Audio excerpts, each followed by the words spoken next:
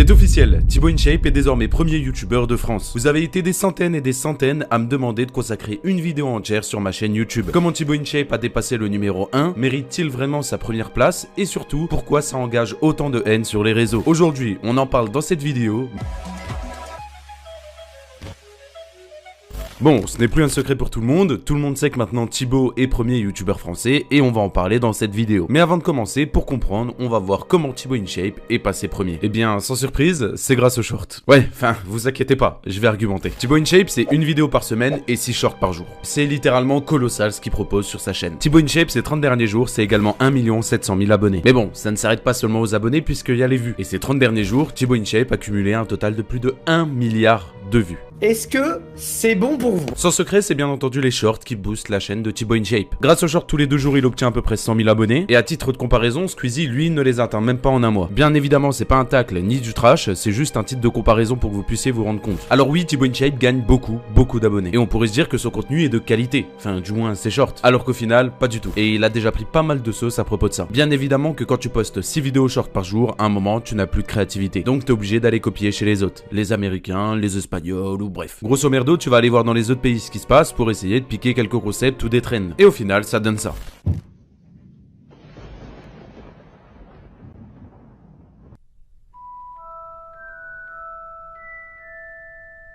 Ouais, bon, je vous avoue, on est loin de son contenu principal. Et pour être honnête, je vois pas comment il peut avoir de la créativité en postant 6 vidéos par jour. Mais en parlant de son contenu principal, on va faire une petite passe là-dedans. Parce que oui, c'est important d'en parler. Sur la chaîne YouTube de Thibaut InShape, on peut littéralement tout retrouver. Entre des vidéos interviews, des vidéos motivation, des vidéos où on peut découvrir des métiers, ou même encore des vidéos défis. Bref, sur sa chaîne, il y en a pour tous les goûts. J'ai vu beaucoup de personnes sur Twitter tacler Thibaut InShape vis-à-vis de ses statistiques. Depuis qu'il s'est mis au format short, on peut voir que ses vidéos font beaucoup moins de vues. Et dites-vous que certaines personnes ont été jusqu'à comparer les vues de Squeezie à celles de Thibaut InShape. C'est pas quelque chose que je vais faire dans cette vidéo étant donné que c'est littéralement incomparable. Je pars dans le principe où la comparaison est possible quand les deux personnes sont dans le même type de contenu. Admettons 2 youtubeurs Fortnite. Or là, ce n'est pas le cas, le contenu de Thibaut InShape n'est absolument pas le même que celui de Squeezie et inversement. Mais si je dois vous donner une statistique vis-à-vis des vidéos de Thibaut InShape, elle est effrayante mais en même temps intéressante. Elle vient directement du Twitter d'Alerte Plagiat. 99,3% des vues de Thibaut InShape proviennent des shorts. C'est-à-dire que même pas 1% de ses vues viennent de ses vidéos. Et si j'ai relevé cette statistique dans cette vidéo, c'est pour que vous puissiez vous rendre compte à quel point les shorts sont réellement un cheat code. Et croyez-moi que ça, Thibaut InShape l'a très bien compris. Quand j'ai commencé YouTube, j'étais à 3 vidéos par semaine, puis 2, puis 1, tous les vendredis à 18h.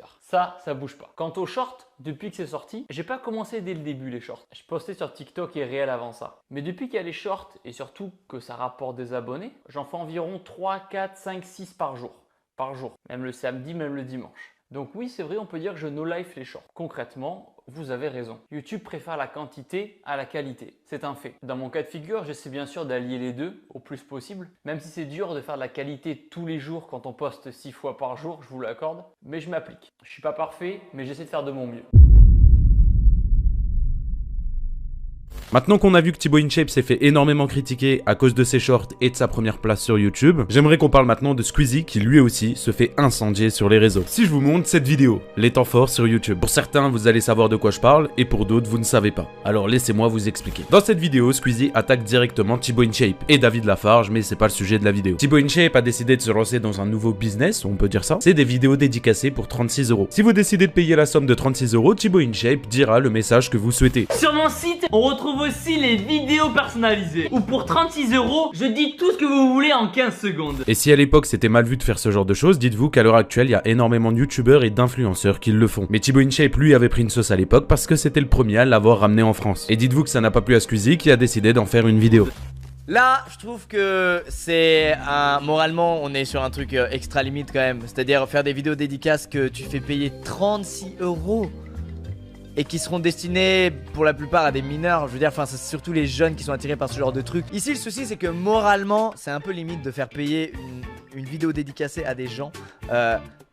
Surtout quand elle coûte 36 balles, mec, qui est le prix d'une place de concert à Bercy pour un show de 1h30 qui a coûté des centaines de milliers d'euros d'installation pour certains. Là, on parle juste d'une vidéo de 15 secondes dédicace un peu vide. Alors oui, maintenant, à l'heure actuelle, on a l'impression que Squeezie va un peu fort avec Thibaut. Mais dites-vous qu'à l'époque, la plupart étaient du côté de Squeezie et lui donnaient raison. Mais bien évidemment, le temps avance et les gens évoluent et la mentalité aussi. C'est comme si à l'heure actuelle, je vous donne l'exemple de Matt Podcast. Pour les plus anciens qui se souviennent, cette personne-là s'était fait littéralement incendier sur les réseaux sociaux, jusqu'à même se faire harceler et boycotter parce qu'il avait plagié plagier un autre youtubeur. Et bah dites-vous qu'à l'heure actuelle, il y a des youtubeurs comme Unchained, Furious Jumper et j'en passe, qui plagient même voire volent leurs vidéos de A à Z, et c'est pas pour autant qu'ils se bouffent des dramas dans la gueule ou même des boycotts. Tout ça pour vous expliquer que la mentalité des gens avance avec le temps, et les gens acceptent de plus en plus certaines choses, qui parfois même ne devraient pas accepter. Mais pour revenir sur le cas de Squeezie, on peut voir Thibaut InShape qui en a parlé dans certaines interviews très récemment. Puis un jour, t'as Squeezie qui est un peu, voilà, le roi de YouTube, il faut le dire, le numéro 1, qui a une aura incroyable, ça on peut pas lui enlever, qui a dit non, ce qu'il fait c'est nul, c'est de la merde.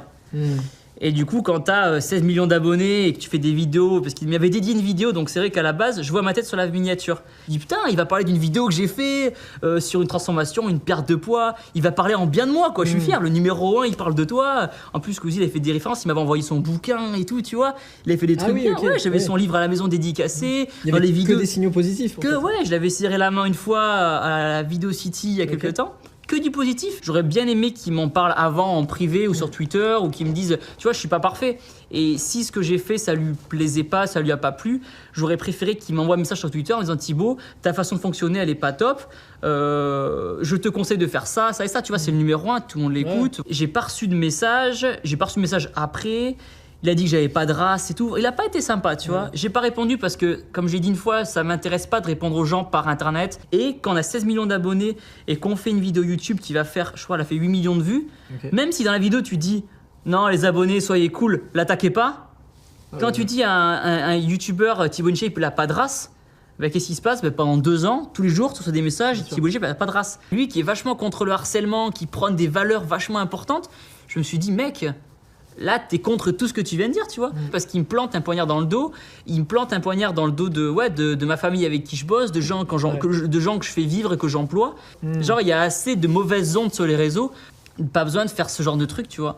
Tout ça pour vous dire que récemment, il y a une vidéo qui a fait surface sur internet. C'est celle qui s'affiche à votre écran. Je vous mettrai le lien en description, alors n'hésitez pas à aller la voir juste après celle-ci. Et vous comprendrez plus en détail pourquoi Squeezie est mis dans la sauce sur Twitter. Mais j'aimerais maintenant qu'on revienne aux shorts de Thibaut InShape. Parce que oui, beaucoup de personnes trouvent les shorts problématiques. Outre le fait que pour la plupart des shorts, ils ne se cassent pas la tête et c'est juste des trends qui sont reprises, personnellement, j'y vois pas vraiment le problème. Alors oui, à l'heure actuelle, Thibaut InShape, c'est bientôt 20 millions d'abonnés. Mais c'est également aussi le premier youtubeur français. Et c'est vrai que quand on se pose les bonnes questions et qu'on se dit que le premier youtubeur français fait juste des trends et gagne des millions et des millions d'abonnés. En fait, le problème, c'est que Thibaut InShape nous a habitués à un certain niveau de qualité des vidéos. Et voir sa chaîne glow down avec un nouveau type de contenu qui est des trends, forcément, ça en a déçu plus d'un. Et ce qui a pu créer également de la jalousie ou même des conflits qu'il n'y a pas à voir avec Squeezie. Quand je parle de ça, je parle bien de la communauté entre elles. J'ai vu que carrément sur Twitter, il y a des gens qui étaient Team Squeezie et Team Thibaut InShape, alors que vous pouvez très bien apprécier les deux créateurs, sans forcément prendre parti pour l'un ou pour l'autre. Surtout quand il se passe strictement rien entre les deux. Mais bon, vous connaissez les réseaux, vous connaissez l'effet boule de neige. Pour certains, c'était leur meilleur moyen de sortir des dossiers pour faire du buzz, comme des anciens dossiers quand Squeezie avait taclé Thibaut InShape, etc. Alors que ça s'est passé littéralement il y a 4-5 ans et que c'est du passé. Et forcément, si ces dossiers-là ressortent, évidemment que ça va refaire polémique et encore du buzz. J'ai même vu que sur Twitter, Thibaut InShape faisait des tweets assez second degré. Bon, même si tu m'as bloqué sur Twitter, Thibaut InShape, j'ai quand même pu voir tes tweets. Du genre 19 millions, merci. Rencontre abonnés au Pakistan et en Inde cet été. Parce que oui, la plupart des abonnés que Thibaut gagne viennent directement d'Inde et de Pakistan. Parce que je rappelle qu'il est suivi mondialement, du moins sur ses shorts. Et du coup, on peut s'apercevoir que même lui rigole de ça. J'espère que de votre côté, cette petite vidéo vous a plu. Il est important pour moi de prendre la parole sur ça, étant donné qu'on me l'a énormément demandé. Mais je voulais pas non plus en faire une énorme vidéo parce que ça servait à rien. Je pense avoir dit le nécessaire et le plus important dans cette vidéo. Si vous l'avez aimé, n'hésitez pas à liker et vous abonner à la chaîne pour être au courant de toutes les prochaines vidéos. On sort une vidéo par semaine, alors abonne-toi. N'oublie pas de rejoindre le serveur Discord pour être au courant des prochaines vidéos et des prochains lives. Je suis super actif là-bas. Et puis bah écoute, si t'es pas encore abonné à la chaîne Punisher V2, t'as juste à cliquer sur l'écran. Et puis bon, allez voir la dernière vidéo aussi qui s'y trouve. Je compte sur toi.